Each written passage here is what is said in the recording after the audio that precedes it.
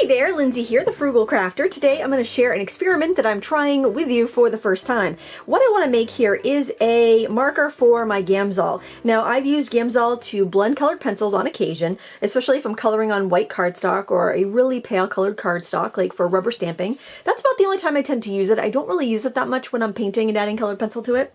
But anyway, but I don't usually work up a whole painting in colored pencil, but it's super duper handy when I'm doing stamping.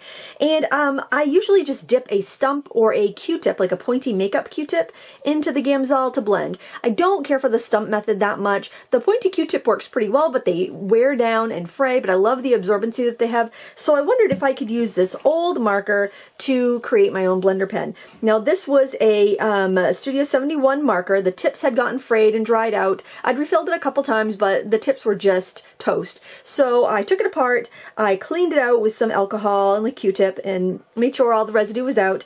And now I'm going to try to make this into a marker. For this recycle project, you'll need an old cleaned out marker, cotton balls, replacement nibs, Gamsol, a pipette, and a sharp craft knife so you can trim your nib to fit. I'll have a resource list in the video description with links so you can find everything. So the first thing I did, obviously, cleaned out the marker with alcohol, made sure there was no residue, and I had taken out that little pad on the inside.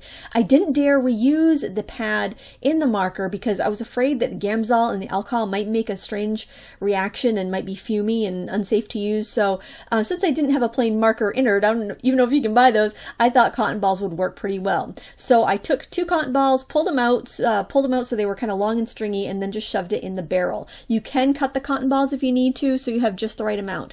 I figured if I filled the entire barrel and then I really saturated it with the Gamsol, the nibs would make contact and I wouldn't have to refill it anytime soon. Because that's an issue I've had before when I have a jar with a loose lid with Gamsol and cotton balls, it evaporates. So I'm hoping this will keep it from evaporating. So these nibs that I got from Consumer Crafts, they're a Copic nib and they're an optional round nib, and they are a little fatter than this marker needs. But in the description when I purchased these, it said that you can use a sharp craft knife to cut this nib to size or to change the point of the nib. So I thought that was really cool, and for an investment of $5 for 10 nibs, I figured I'd give it a shot and see how it went. And I tested the cap to make sure it fit, which it did, so I didn't need to trim down the nib at all. And then I just started filling the other end of the marker. So I didn't want to fill it with one end open because I was afraid it would drip.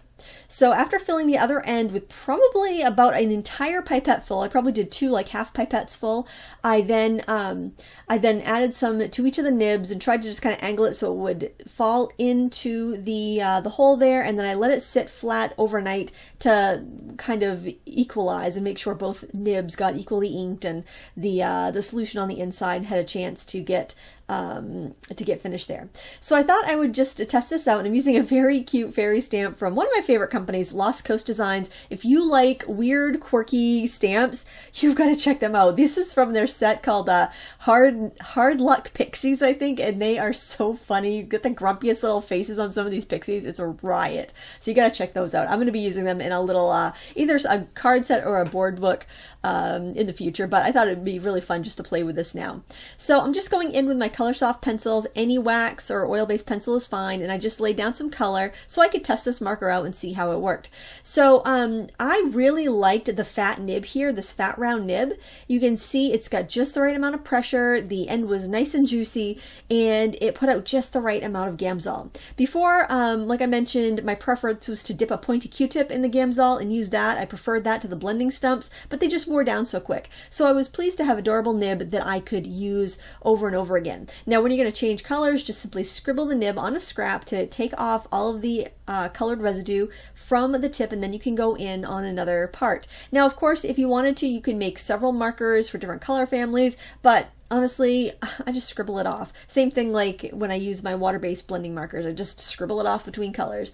But knowing how easy it is to replace those tips if I do wear them down, it's going to be a snap, and I've got that whole package of 10 that I can use. Now, I did try the skinnier nibs. They had the standard bullet one that went with the original Copic markers, and I picked those up because they were very inexpensive, but they didn't fit. They were too small for this marker. So I would recommend getting the big optional round, and then you can trim it down to the size you need.